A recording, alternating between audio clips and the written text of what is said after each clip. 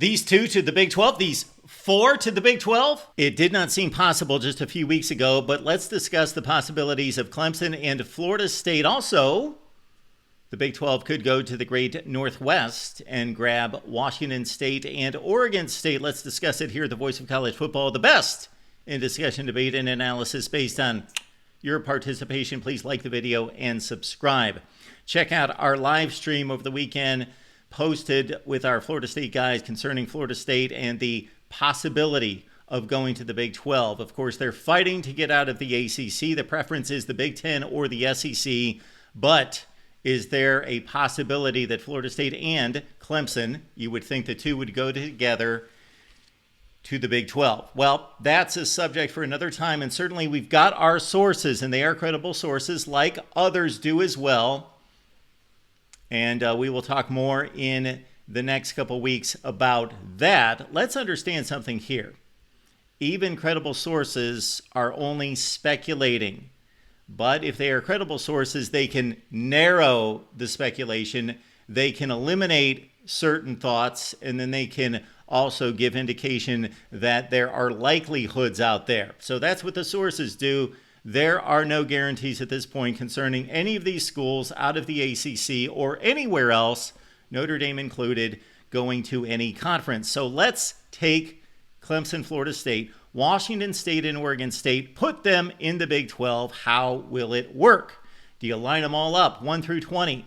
Take the best two for a conference championship, understanding that you only play 9 conference games. Therefore, you are missing 10 possible opponents. So you're not playing 10 teams in the conference. You could have all sorts of interesting tie-breaking scenarios, and the tiebreaker system would have to be airtight. So you could go 1 through 20. There's also an idea here where you could split into divisions, but that doesn't work. This is why. You've got to play everyone in your division. And you've got a 10-team division in this scenario. So that would be played out in such a way in which you would have to play all 9 teams in your division. So you'd never play anyone outside the division. You cannot have teams, and this would be the lesser teams that would never have a shot of playing in the championship game. Therefore, they would never play half the teams in the conference ever. All right, so now we go to pods. The pod system, though never implemented in college football, let's understand that the SEC reviewed it seriously, really looked at it for its 16-team model with 4x4, meaning 4 pods of 4 teams in each pod. They chose to go 1 through 16, but they are continuing to study it. And of course, they ran through a number of past seasons to see how it would play out through different pods. Let's check out what the Big 12 would look like. 4 pods or divisions with 5 teams in each. Let's go to the Southeastern Division of Clemson, Florida State, UCF, West Virginia, Cincinnati. Works out pretty well. Also the Central with Kansas, Kansas State, Iowa State, Oklahoma State. Those 4 should be together. They are long-time Big 8, Big 12 rivals. So you've got those 4 together. I opted for Colorado, and here's why. We go to our Southwest pod of TCU, Baylor, Houston.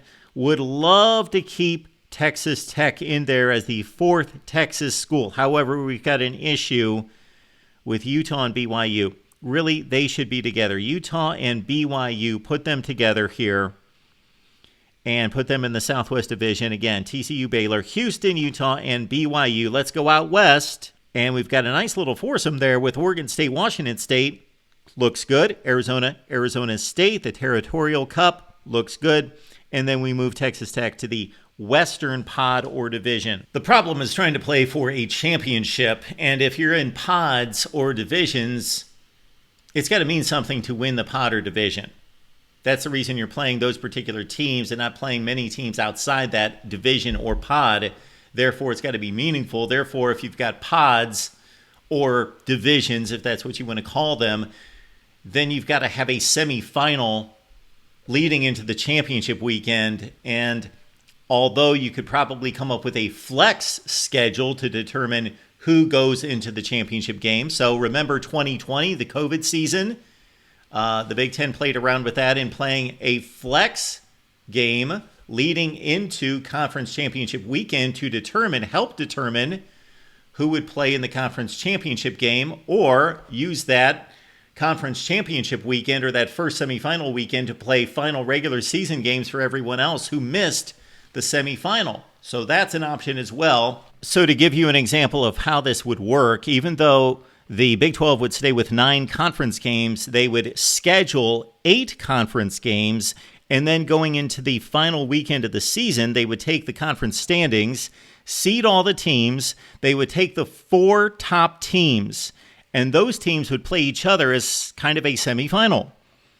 So in this scenario that you see right there, Florida State's the 1 seed, Clemson the 2, Utah the 3, Oklahoma State the 4. So Florida State and Oklahoma State play as a 1-4 game. Clemson and Utah is a 2-3 game.